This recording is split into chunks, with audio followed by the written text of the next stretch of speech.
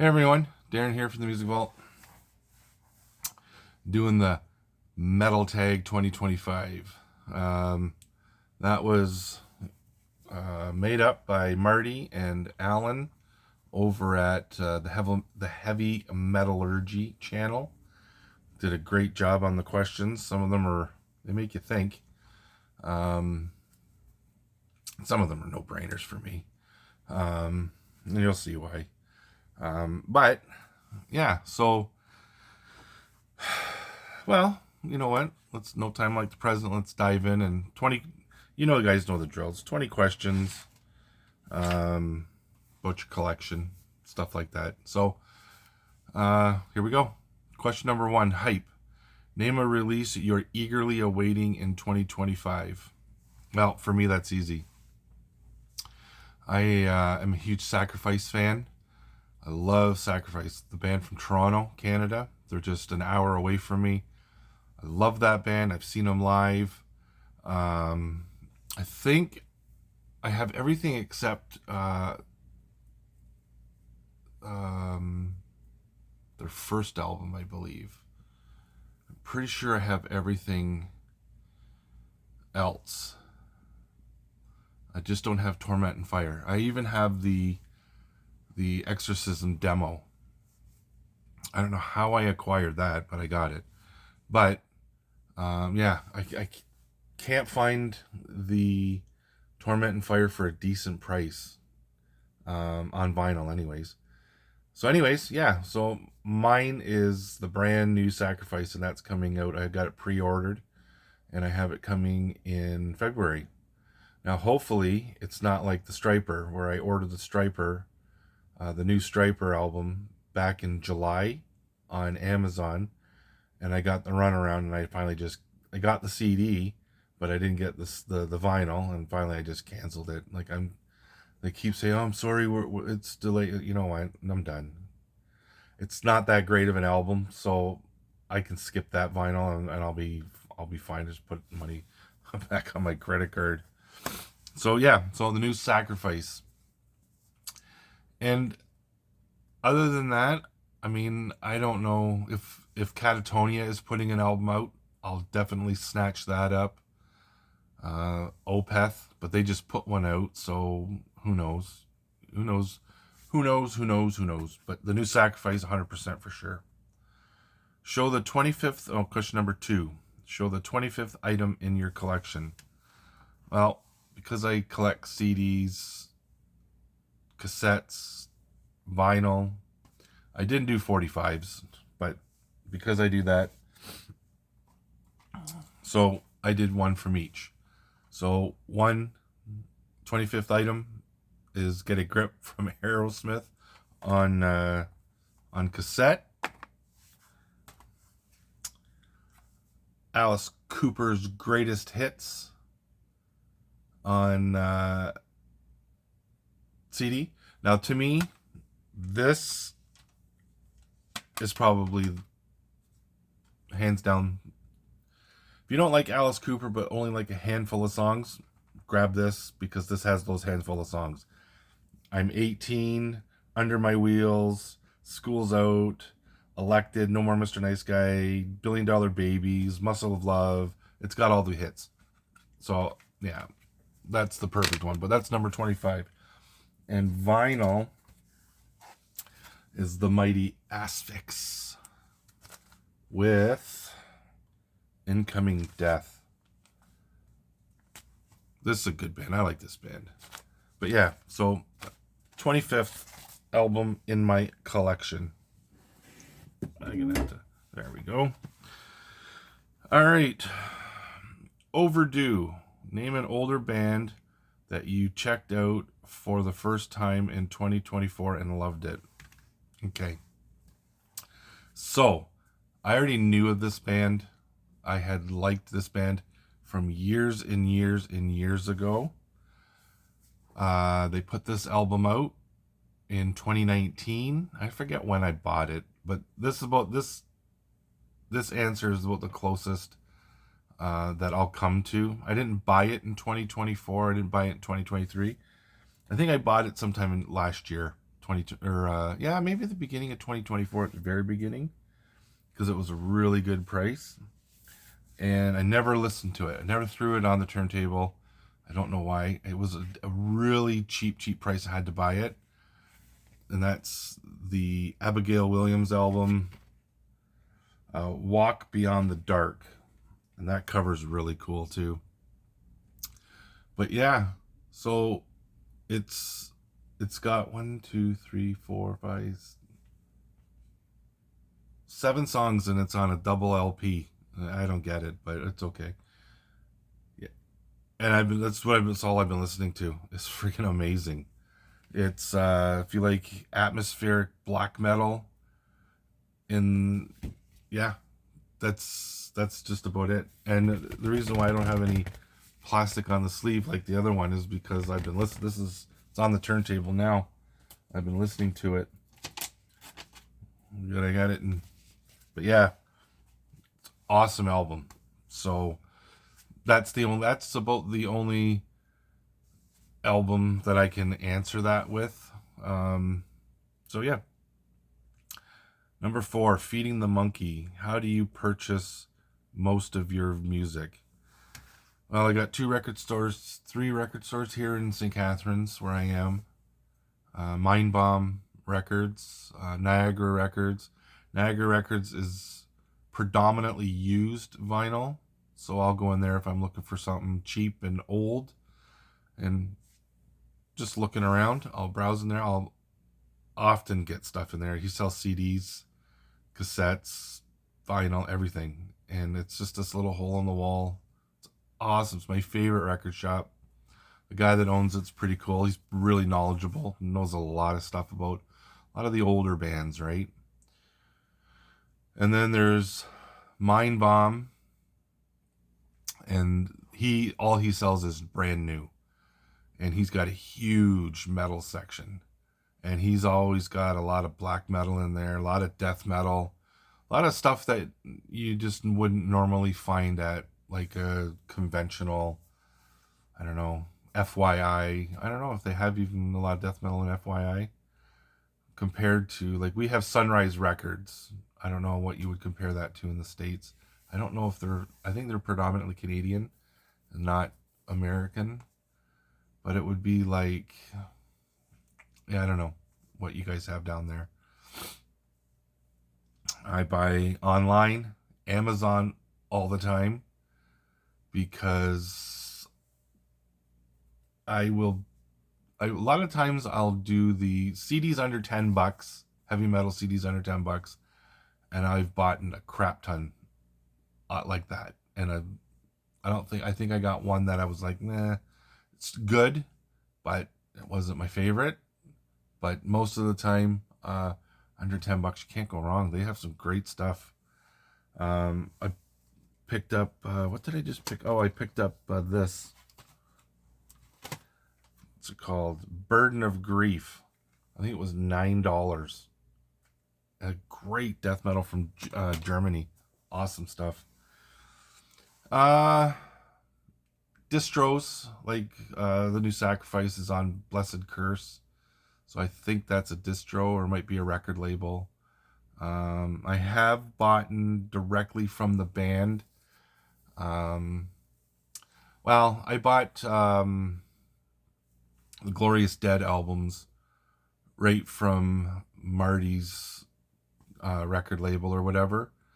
So I have all of the Glorious Dead stuff, CDs, a vinyl, that 7-inch that they put out. I have it all. So I've bought from, I guess, record labels that, okay. So anything really. The only thing I have, Discogs, I think I bought 1 or 2 off of Discogs. The only thing I don't buy off of is Bandcamp. Just never have. But yeah, everything else has been, so anywhere you can get vinyl really at a decent price, I'll eBay. I mean, although I don't get too terribly much on eBay, I've gotten some gems though on eBay.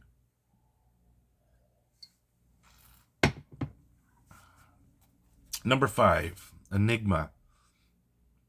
Show a heavy metal album that musically is hard to place in a heavy metal subgenre. That's this one. A band called Wait. Stands for We Are in Transit. It is, man, obviously it's a metal record.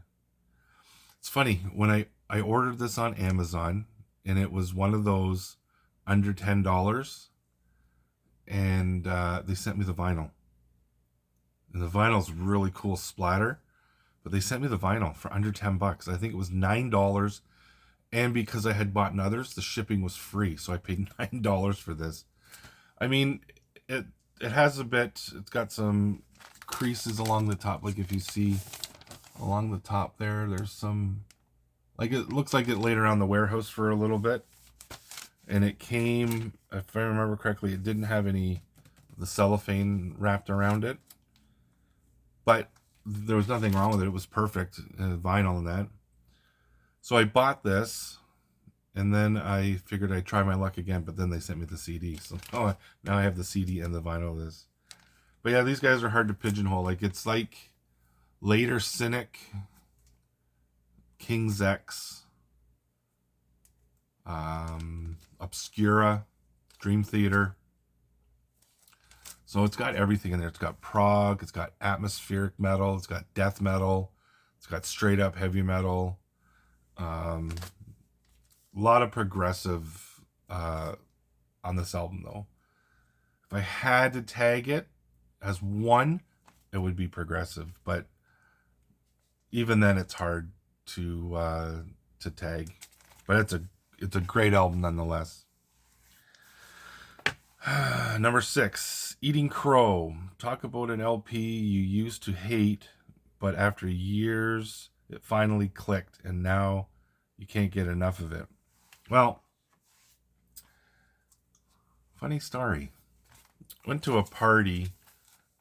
Me and a bunch of buddies. A friend of mine, his brother, his friend.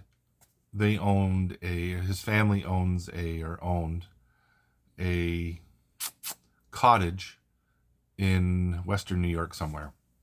I can't remember where it was. And we went one weekend. And my best friend's brother is a huge Pantera fan.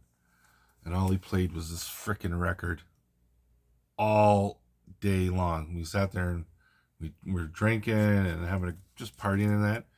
This is all he played. And I ended up frickin' hating this record. I didn't listen to Pantera for years.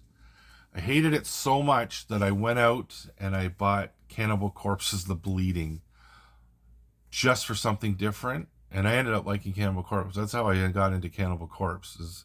I went into the record shop and I wanted the most brutal thing I could find. And when I spotted that name, Cannibal Corpse, and I went, I'm taking that. So I bought the cassette, but I don't know what the heck I did with the cassette. I went to look for it. I think I moved, so I think I lost it in transit.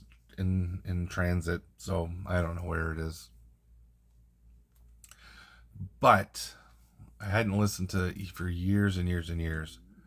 And then I started seeing these reissues come out, and these really awesome, super thick, like I think these are like 200 gram vinyls. They're like, it's like a slab of tile or something. So then I picked it up, and then I'm like, yeah, I should throw it on. And of course, it's got Mouth for War, A New Level, Walk, Hostile, This Love. So I ended up liking the band again, and I bought all the reissues like this. And then I hunted down the other one. I can't remember. It's the next one. It's the stupid one where it's got that drill going into that chick. I hate that cover. So I was always looking for the blue cover with the skull, the drill going into the skull. I can't remember what that one's called. Far Beyond Driven. And I hunted that vinyl down. Finally found it. So, but yeah, I would have to say this vulgar display of power.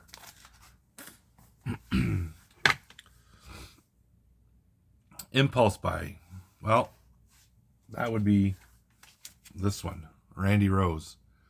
I was on Amazon and I spotted it, and it was $17. So, comes out on yellow, but you can see if you look closely, there's like black in there. Kind of cool. Yeah, so it's Randy Rose. He was the drummer, or is the drummer, for Mad at the World, which I never heard them. I know of them. I never knew who Randy was, in terms of being a huge fan of the music. But when I spotted that, I knew who he was. So I was like, for $17, I'm gonna grab it. And it was just after Christmas. And it's on retroactive limited run. So there's only like 100 copies of this sucker. $100, or $17, couldn't go wrong. If you like Danzig, pick that album up, because it's just a Christian version of Danzig. And I know you guys are gonna go, oh, Christian version, oh boy. Yeah, not everybody wants to listen to Satan all the time. So being a Christian, that's right up my alley. So, that's a great album, yeah. Collector Scum. Yeah, that's me.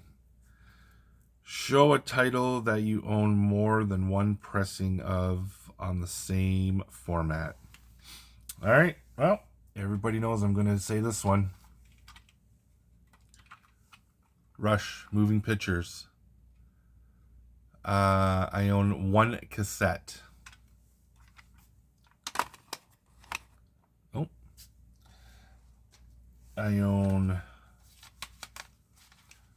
3 CDs. The original, the remaster, and the 40th anniversary issue. And then I own 1, 2, 3, 4, 5, 6, 7 copies of the vinyl. This is the original 1980 version. 1980? Yeah, I think it was 1980 this album came out. And then I own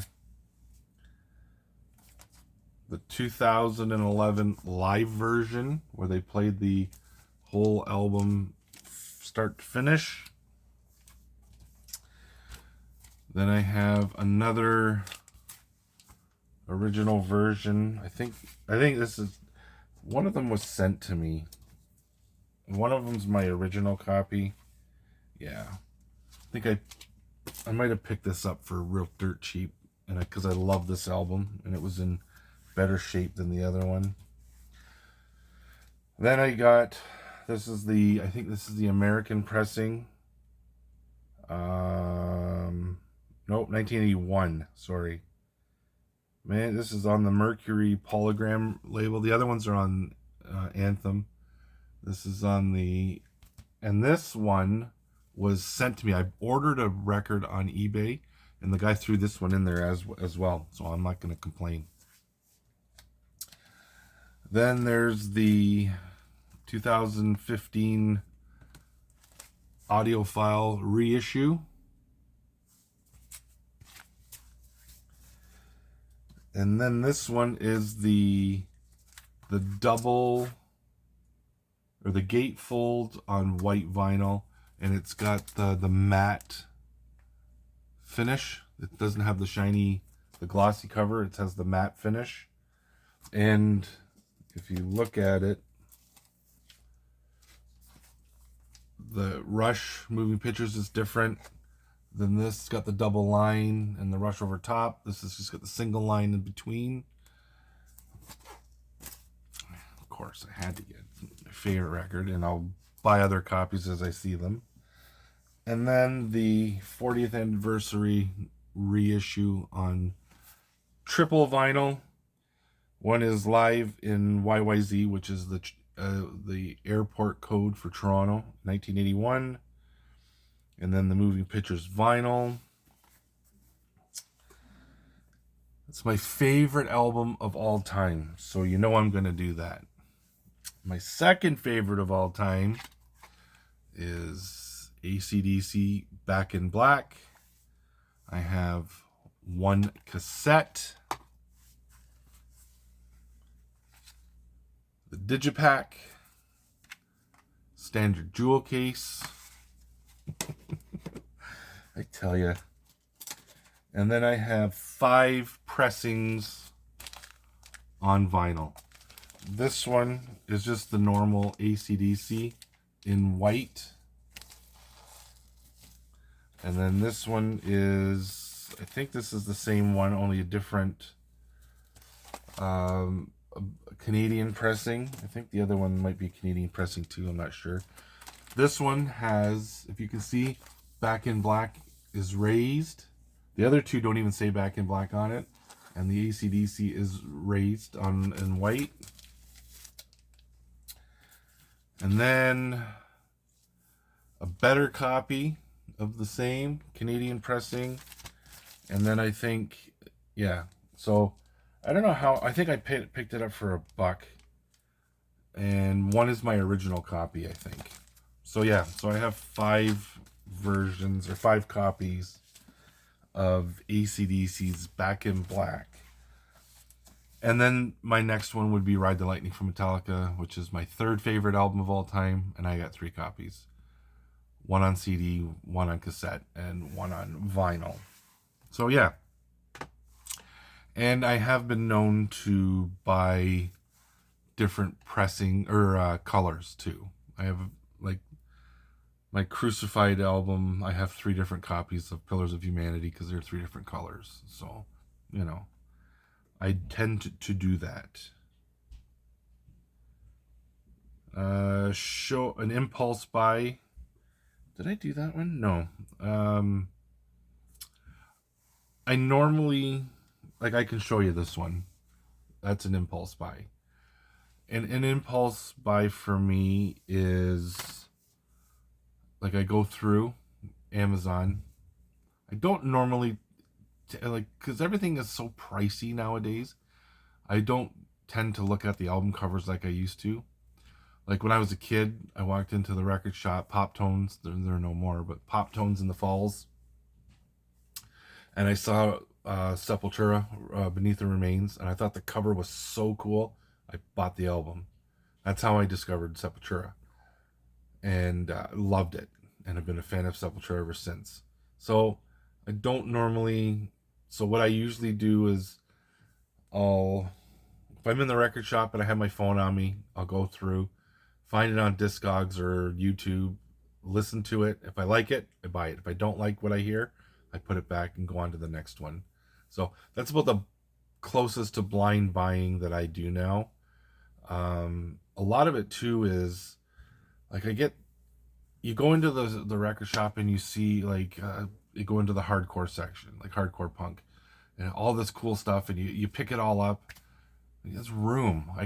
So I only want to buy what I'm really going to listen to, not just some rehashed, stuff that's whatever, right?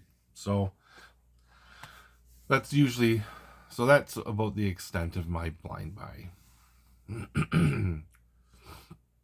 Oh, you know what? I mixed those two up. That was number 7 and 8. So anyways, number 9. Show off a grail that you acquired in 2024. Well, I didn't. I didn't buy any grails, I only have one grail, and that is Rush, the first album pressed on Moon Records. The only Rush album. It's the only grail I have.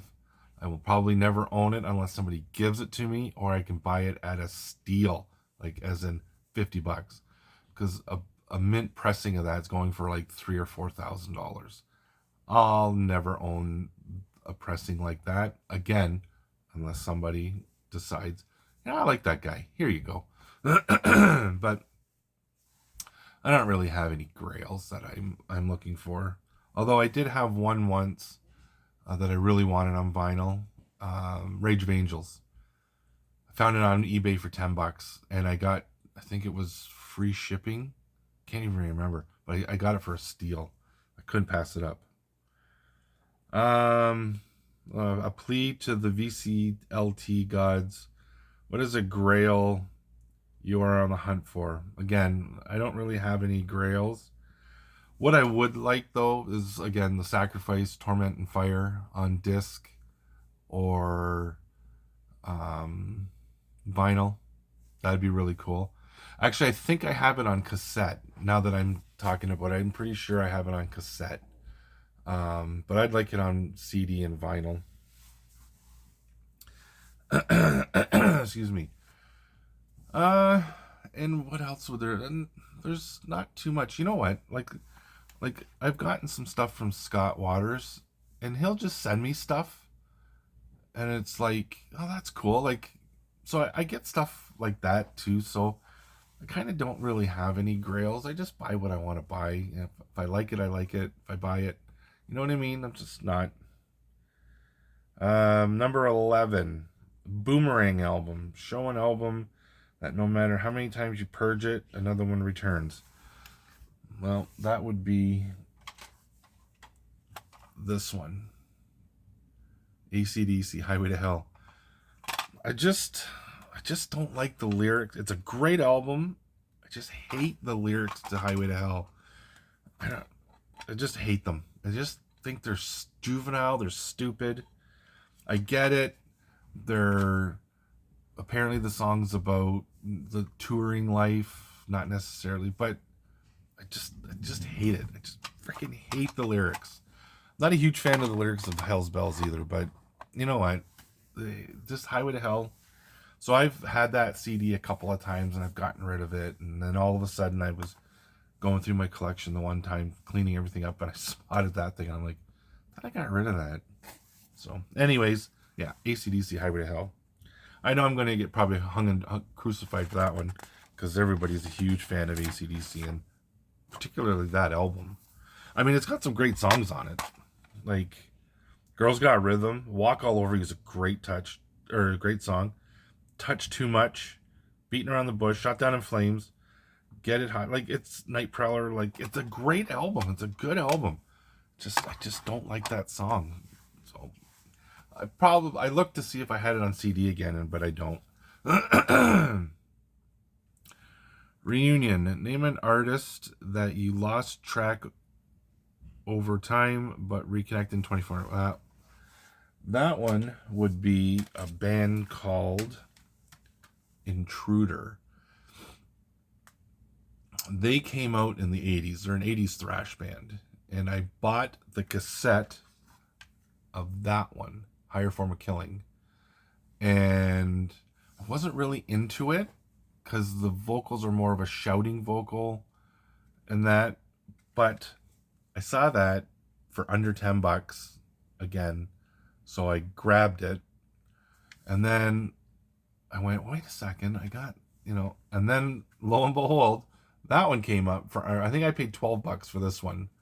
So, yeah, so I ended up getting these, and I've checked these two. They're great, and I love it. It's one of those things where you didn't like it at first, and you just walked away from it, and then, boom. You ended up listening to it again, and you're like, that's friggin' awesome. So, yeah, so Intruder, Psycho Savant, and Higher Form of Killing. They had a third one come out, but I don't have that one. I think I can get it on eBay, but one day I'll grab it, but not now. Upstart, number 13. Upstart. Name a band whose debut really impressed you.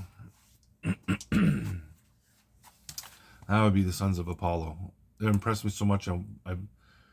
Both albums came out. They're out. This one came out in 2017, so it's a little older. This is about the best I could come up with, relatively new. So Sons of Apollo, it's a great album, but how can you go wrong? It's got Mike Portnoy and Derek Sherinian. It's got Billy Sheehan from Talus and Mr. Big. Jeff Scott Soto on vocals. Like, it's a super group. Bumblefoot on guitar. It's a great album. And I was impressed. And actually, I loved it so much that I bought this. When I bought this, I bought the other one, and then I went and I bought them both on CD. Just a great album. Influencer, show a band release that you bought in 2024 as a direct result of watching somebody's channel. I didn't this year. The year before, I bought Traveler because I saw it on the Acquisition channel with Matt. But I didn't buy anything directly watching. Scott always sends me stuff to check out in that. But I don't always buy everything. But I think, so I could say Scott, but he sends me stuff sometimes, every once in a while. So, but this year, no, last year, no, nothing that I can recall. So, don't judge a book by its cover, number 15. Show a great LP with a bad cover. That'd be this one. That freaking cover's stupid. Oh my good grief. Like, I hate stuff like this. Sometimes it deters you too when you're in the record shop. Like, some guys, oh, that's cool. No, it's dumb. You know who else covers are dumb? Cannibal Corpse. Their freaking covers are stupid. That Lock guy, dude, I'm not an artist, but come on, that's garbage. But Cannibal Corpse, like, they're freaking a great band, but all their covers are dumb. And this one, but this, if you listen to this album, it's on the Fringe label. So these guys are Canadian, out of Toronto. This album is freaking fantastic. It's got Razor written all over it. It's got, like, if there was an apprenticeship to be another band, it would be this one, Razor. These guys are just straight up thrash metal from Toronto, Canada, with a stupid cover. And I think, if I remember correctly, this is technically their only release, and it came out in 1988. So it's the, look at the back of that. It's typical thrash cover. So yeah, Dissection. The album is called Final Genocide. Rembrandt. Show an LP whose cover art was created by one of your favorite artists. Well, I didn't know, but I knew of this guy. The guy, especially the guy that does all the, like, you have Boris, and you have Frank Fazetta. Frank Fazetta did, I think, a lot of the Molly Hatchet covers. And then you have that Boris Vallejo. They're all the fantasy artists. But I think my favorite would be Ed Repka, or Repka, what's his name? Ed Repka? Edward J. Repka. He did stuff like the Evil Dead covers, Uncle Slam, a lot of the thrash bands from back in the 80s, Toxic, a lot of that stuff. Did a couple of Megadeth. But I always liked his covers and his drawings because they were just really cool. But yeah, so I would say Ed Repka doing the Megadeth stuff. And you know who else is really awesome is it Christian Wallen, Necro Lord. I want to say, did he do that one too? No, he might not have. But some of the Entombed covers, Dissection, like a lot of the Swedish death metal and black metal bands, he's done those covers. The guy's freaking amazing. And then there's Dan Seagrave. He's done a lot of cool stuff too. Like, I think he did a couple of the Invocation covers and stuff like that, if I remember correctly.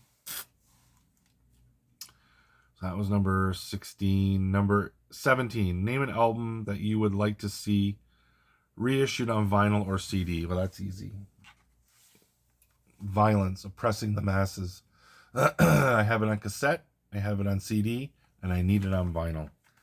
I have the other one, Eternal Nightmare, on CD and vinyl. I don't have the cassette, so I need the cassette. So there was one, a plea to the VCLT gods. Was that the one? Was it? Yeah, number 10, a plea to the VCLT. That's one. So Eternal Nightmare from Violence on cassette. That'd be cool if somebody could send me that sucker. Or this one on vinyl. I don't think this ever came out on vinyl. 1990. Might have, not sure.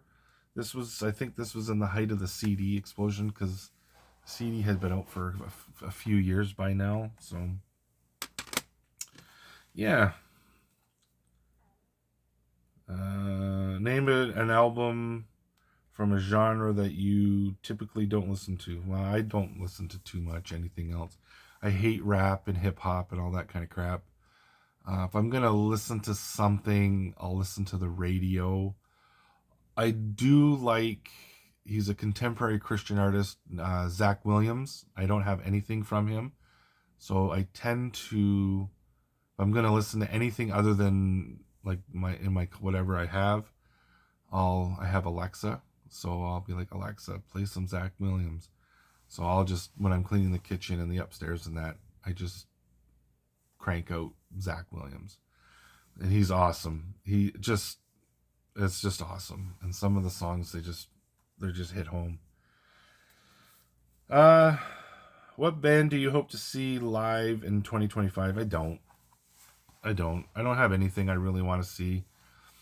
If something comes to town that I like, my buddy's like, hey, let's go, I'll go.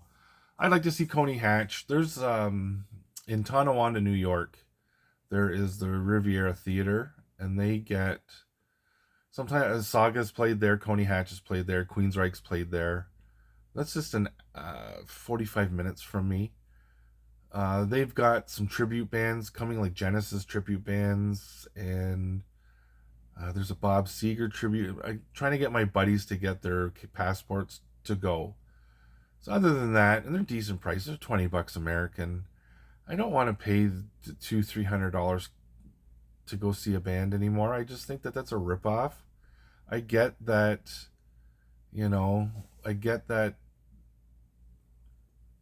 they got to pay the bills too, and like, to rent an arena, it's not cheap. I get it. I just don't have the money to go see. Although I did see Def Leppard, Journey, and Cheap Trick, but that was because my wife bought me those tickets for my birthday, and that was a good show. And then the year before, it was Foreigner and Loverboy at Darien Lake, but that was dirt cheap. That was only, I think she paid $20 on Groupon. So I'm like, all right, I'll go for sure. She bought me those for Christmas last year. What would it be? I'd love to see Saga again. I'll do that one. Saga. Well, let's do that one. Or Coney Hatch. Those two bands for sure, I'd go see in 2025.